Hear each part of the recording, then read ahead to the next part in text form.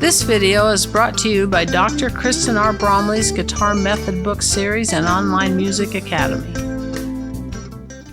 Hi, I'm Dr. Kristen Bromley. Welcome to my online academy. It's so great to have you joining me here in these online lessons.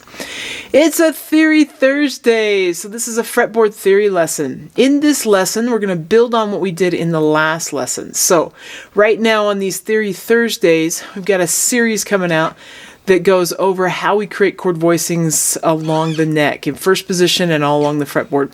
So, such a fundamental thing to understand how we can create different chord voicings.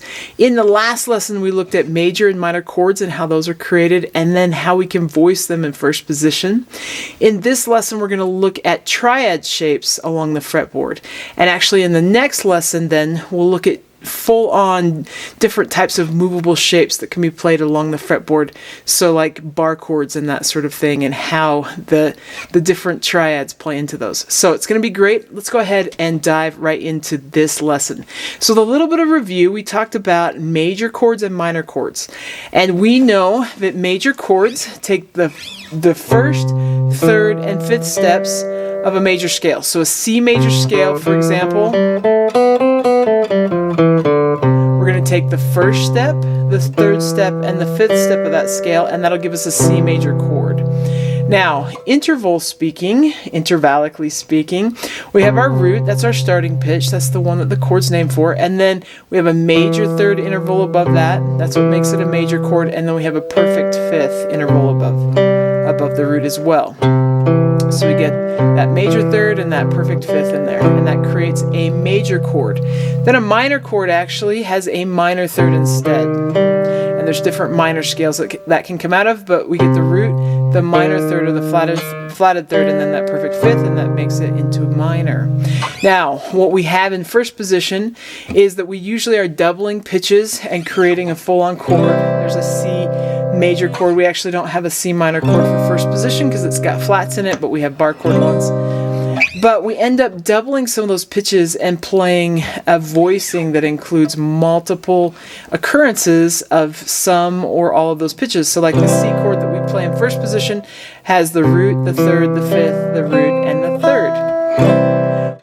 And then that minor shape that I played has the root, the fifth, the root, that minor third, and then the fifth. So that's how that one's voiced.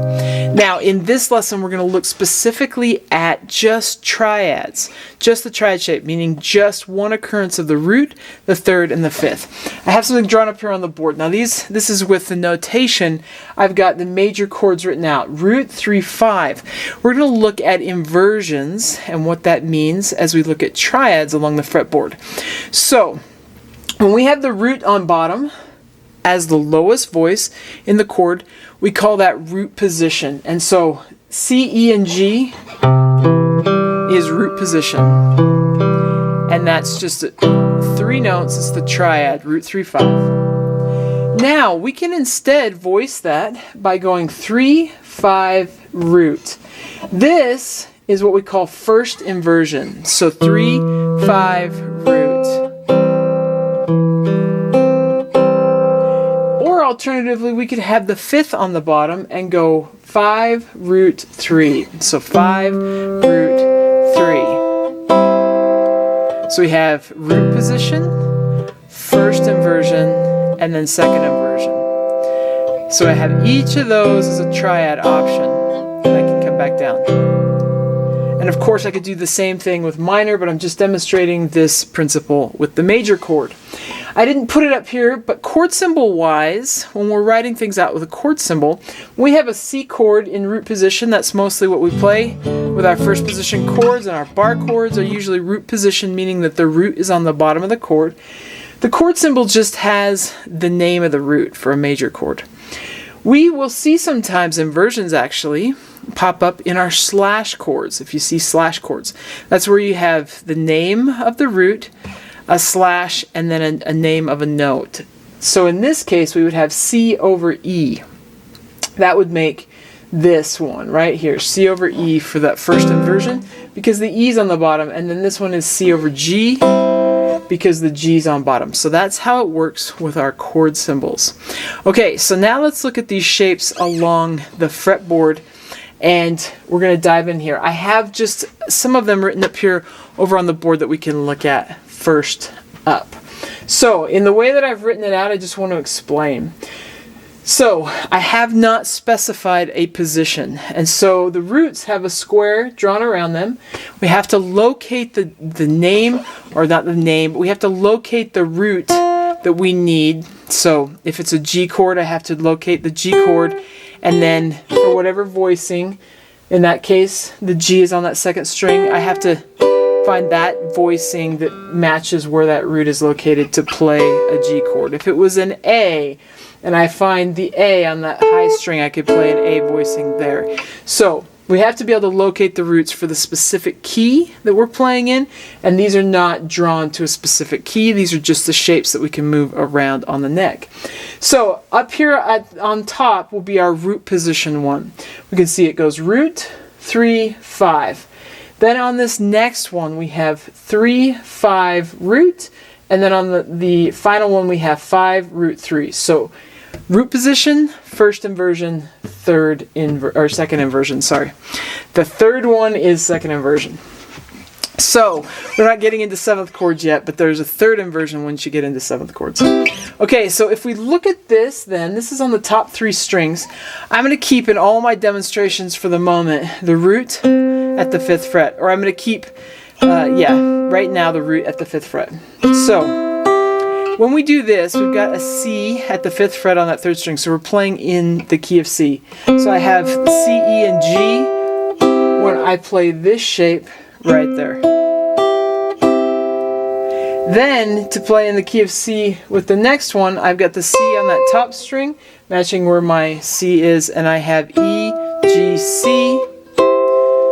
And then if I go for this one, I've got that C at the 13th fret on the 2nd string, and I fill in that shape, and I have G, C, E.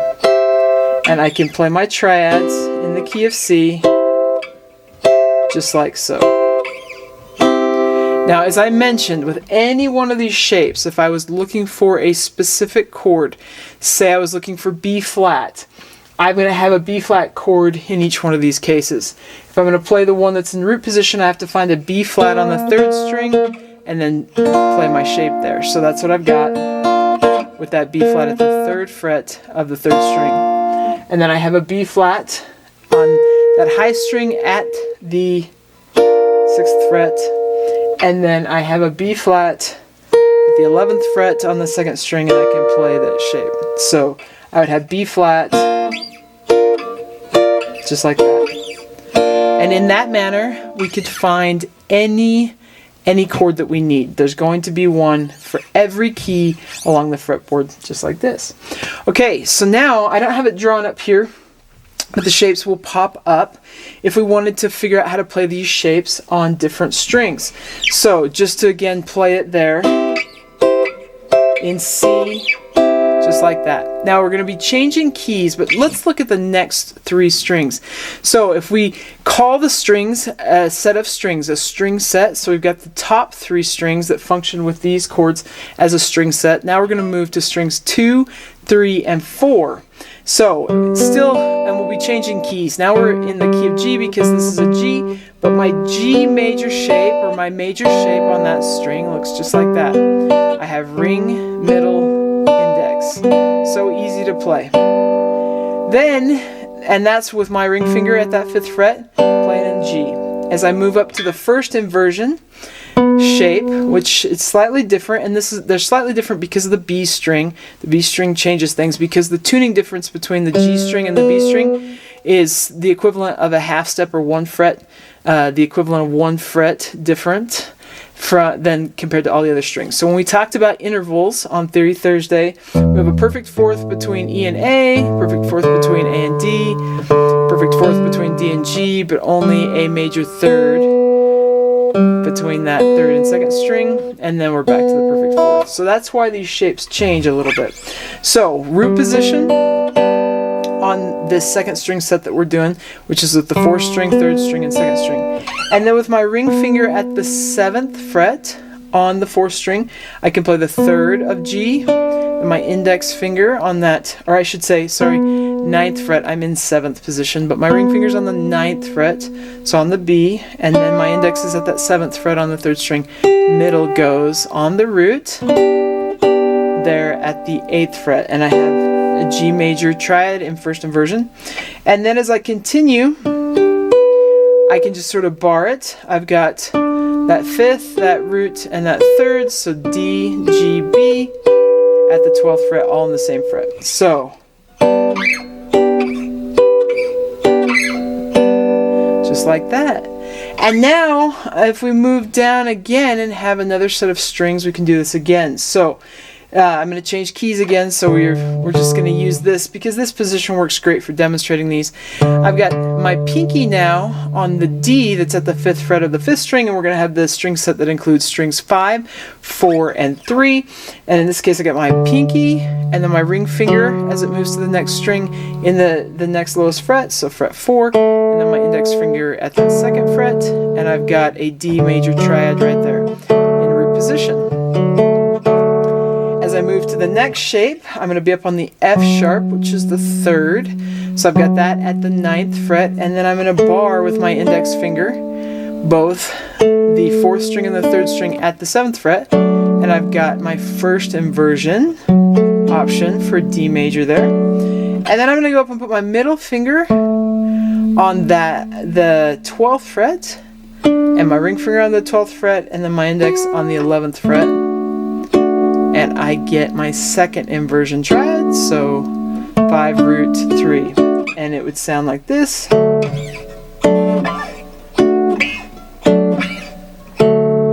So there's my D major, but that's how those shapes work on that particular string set. Pretty easy. Now as we move to the lowest string set, strings 6, 5, and 4, it's great because it's the exact same shapes that we have on strings 5, 4, and 3. So I'm in the key of A now, but my pinky's at that 5th fret on the 6th string, and I put down that root position shape, so my pinky's on the root, ring finger is 1 fret lower on the next string, and then 2 frets lower from that, 3 frets lower from where the root is. I've got my index finger there at the 2nd fret, playing root 3, 5 of the A major chord. I go up for first inversion. My ring finger is going to be at the 9th fret, and then my index is going to bar over at the 7th fret on both the 5th and 4th strings, and I have my first inversion, so 3, 5, and root. And then I can go up one more, my middle finger at the 12th fret, ring finger at the 12th fret on the next string, and then index at the 11th, and I have my second inversion triad there, just like so. So in the key of A, just because that's where we are positioned, that's how those work. Now, it's really great, we can actually cross the strings. We can cross string sets. So if I start, I'm going to change keys on us again and do this in the key of C. But if we want to play through inversions, we can actually cross the string sets. So if I start in that lowest one, where I'm on string, that low 6th string with my pinky for the root, and I'm playing that root position triad, root 3, 5, I can take that one, and then as I move up, I can play on the next string, my first inversion, next string, I can play my second inversion, then I'm back to root position, and I can go between those 4 string sets. Now, in doing this, it helps to be able to find a note 1 octave higher. As we move, as we are right in this moment, when I have a note on the 6th string and I want to go an octave higher, I can get there for what works for this purpose by skipping over 2 strings and then going 3 frets lower. That's where my octaves are. Off from the 6th string to the 3rd string. Go 6th string to 3rd string. I'm skipping over 2 strings there, and I'm skipping down 3 frets lower. When I move up to the 5th string and I want to find the octave, I again skip over 2 strings. So now I'm doing the 5th string and the 2nd string, and the difference is 1 fret. So there's 1 fret in between, so 2 frets lower, and then it's the same thing between the 4th string and the high string. If I can find that really can help me find the next shape, because all I have to do is take what I have on bottom and find where it's higher, and then my next shape is going to have that on top. Find what's on bottom, and then my next shape's going to have that on top, find what's on bottom, and put that the octave up. So from root position here, with my C at the 8th fret, I have the root position, first inversion, second inversion, back to root position. That's how the one works from there. I can do the same thing from the 3rd. So in the key of C, I have my 3rd is the E. It's at the 12th fret of the 6th string. I can start with my shape for when I am in first inversion, and then I move that up an octave and I get to the one where I'm in second inversion, root position, and then first inversion again, and I come back down, which is pretty cool.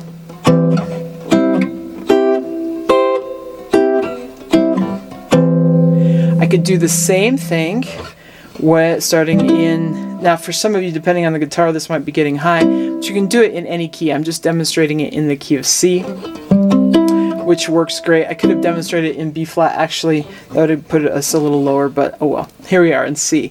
So now I'm in my second inversion triad on that low 6th string, so I got the G, C, and E, so my middle finger's at the 15th fret, and then I'm going to move to root position, and then first inversion, second inversion, and I'm going to come back. Of course, as I do this sort of thing, actually I'm going to play that one more time in case you need me to. Now, as I do this sort of thing, I can move, as I'm moving from one inversion to the next, we know I can move across the string sets now, and we know that I can move along the neck. So that means as I'm playing these, and I'm back to with my pinky at the 8th fret, as I move, I can come higher if I want to, and I could come back down that one. And then I can move, you know, right on up from here. At any point, I can take where I am playing and move up or down the neck to the next inversion, or I can move string sets. So I'll just show a couple ways, but it's fun to kind of play through them. So if I just go up to the top, then I can go higher. I could come down this one.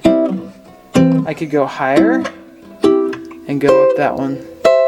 And then I could actually go higher if I get the space for it, which I do, in that position for that key. But I could come back down, and here I am on that string set. I could decide, oh, I want to come down here. So I can jump between them all over the neck, which is very, very cool. Now I'm going to show us one more thing here with this major triad, and then we'll look at the minor triad, and that is open position. So this is what we call closed position. Our triad is in closed position. That means it is voiced as tight as possible. Or another way to look at it is it's contained within the range of an octave. But as tight as possible in all of these inversions is a way, I think, is the easiest way to just think of it. Now, if we were to create something called an open triad, what that means is that we're going to voice it wider. Really, the only great option with the triads to come up with these, the easiest way, is to take the middle note and raise it up or lower it an octave. It's easy right here on the board just to think of raising it up an octave. When we're on the guitar, it's easy to think of raising it up an octave. You're going to ultimately end up with the same 3 inversions either way you do it. But if we take with the C, E, and G and raise that up an octave, we could create an open triad in root position. If we take the one in first inversion with E, G, and C, and we take that G up an octave, then we can create a first inversion triad that's in open position. And then if we have G, C, and E, we could take the C up an octave and create one that's in second inversion that is in that open position triad. Technically, we could also alternatively raise the G up an octave, or the C, or the E. But those don't voice very well or sound very well on the guitar, but the open triads sound pretty great. I'm going to show us how this works. So, with these, in finding how to voice these, it can be really helpful to see another way of finding octaves on the guitar. So there's a couple different ways that we find octaves in that octave interval on the guitar. I showed us one where we're taking basically our pinky or ring finger on a low string and then finding with our index or middle finger how we can play an octave higher. And we did that here. So alternatively, if we put our index finger on the low one first, we can skip over a string and skip over a fret, so 2 frets higher for that 6th string, and we'll find the octave. Same thing for the 5th string. When we get to the 4th string, we got to go 2 frets higher. Or I should say skip over 2 frets, so we're really 3 frets higher, but we're skipping over 2 frets. Same thing for the 3rd string. So skip over a fret, skip over a fret, skip over a string and a fret. That's a way to remember it. And then we skip over a string but 2 frets, skip over a string but 2 frets. Okay, so when we have our root position C major chord right here, I'm going to take the one in the middle and I need to find the octave. And then I've got my open major triad. I need to do this in a lower key if I'm going to do all 3 inversions. So I'm going to go back to that 5th position, put us back in end A, so we've got the A major. So this one here where my ring finger is, that's going to need to be voiced an octave higher, and down low it's a nice big stretch, but we get an open triad, and these are beautiful. These shapes get used sometimes. If we go to the voicing where we had the 3rd, so 3, 5, and root, I need that one in the middle to go up an octave, so, and I end up with just like that, which is a gorgeous voicing. And then when I was in my 2nd inversion shape, I need to find that middle voice again, go up an octave, and I have my option there for an open triad. And then of course we have 3 other string sets that we can do with these, so you can figure those out and check those out simply by doing that. Where we have here on the 5th string, so in the key of D, I've got to move that one in the middle up a octave, and it's a big stretch because we got that 2nd string involved. And then if I get to the one where I've got the 3rd, 5th, and the root, I got to find that middle one up the octave. So it's a great voicing. And then with the last one, I'm going to find that up an octave, so those 2 frets higher, and I have the open voicing chord there. And then we could technically do it with the shape, the next string set, the string set that goes on strings 2, 3, and 4. I got my middle one, it needs to go up, so I get my open voicing there, and then first inversion, and then I'm in.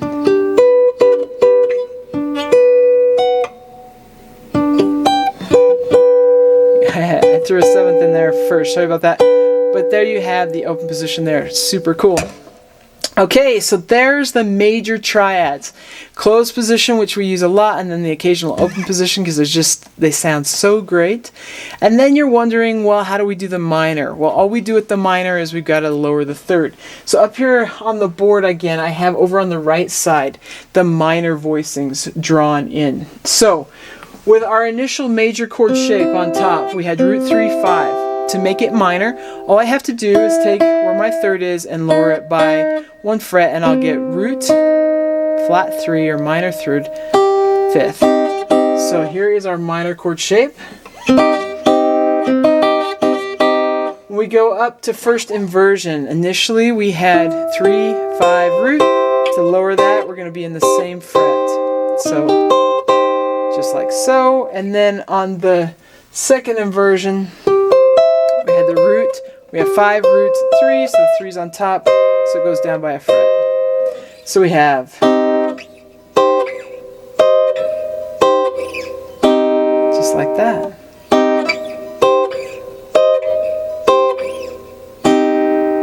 Okay, so then how do we do it on the next string set? So we move to the next string set, we had root 3, 5. We take that 3rd in the middle and we lower it, and we get root, flat 3, 5. On the next shape, we had 3, 5, root, so we lower that 3rd and we get the minor chord in first inversion. And then we had the root 5, root 3, so we got to lower the one on the top string. We get the minor shape there. As simple as that. On that next string set, find where we're moving to here. D, F sharp, and A. We lower that third, and it becomes minor. So then we had the F sharp in the bass or in the bottom voice. So we have that first inversion, 3, 5 root. We lower that one, and we get minor. And then as we move to the higher one where we're in second inversion, we have 5 root 3. We're going to lower that third and we get the minor chord there. So in second inversion. Same thing on the low 6 strings. We got root 3 5, so we lower that third. And then as we move to first inversion, becomes.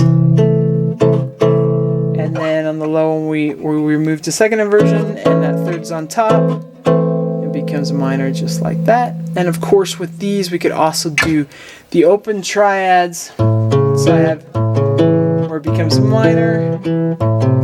So my triad is just like so. Because I've taken my flatted third up the octave, where we've got the minor triad here.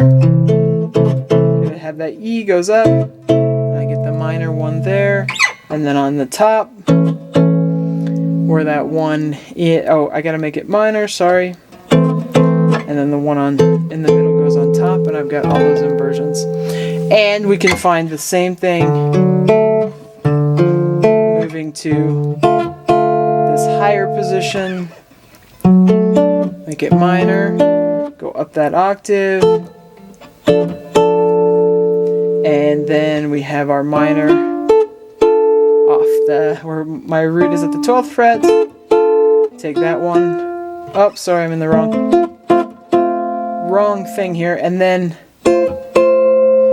we get the minor shape there. On this high one, take that one up an octave, and we move up to the next shape where we've got. Up the octave, and we end up with, and then we have our last one here, and we move it up the octave, and we get simple as that. Okay, so I hope that helps. This sort of unlocks the fretboard, may actually bring out more questions than answers, but it's so amazing to start seeing the triads. I use triads when harmonizing things all the time, as far as harmonizing melodies and even just creating interesting ways to do voicings and play different songs. Sometimes it's nice not to just have a full-on bar chord. But speaking of bar chords, in the next lesson, in the next piece of this series that's coming out on Theory Thursdays, we're going to go over how the shapes are formed along the fretboard. So we can connect the triads together, we can look at first position chords and how we can turn them into bar chords. We're going to sort of look at different voicings, all the different voicings we can create for major and minor chords that are movable shapes along the fretboard that involve more than just the triad. So more than just the closed or open position triad that just has the root 3 and 5, but voicings that include doubling up some of those pitches. It's going to be great. Hope you're having fun with the guitar. Take care, and we'll see you again. If you found this video helpful, please hit the like button and subscribe to the channel. For more in-depth lessons and to progress through a free guitar course, check out my Guitar 101 series on YouTube and my guitar method books, which all come with access to hours of in-depth video lessons. You can find more information about me and my products at KristenBromley.com. Take care.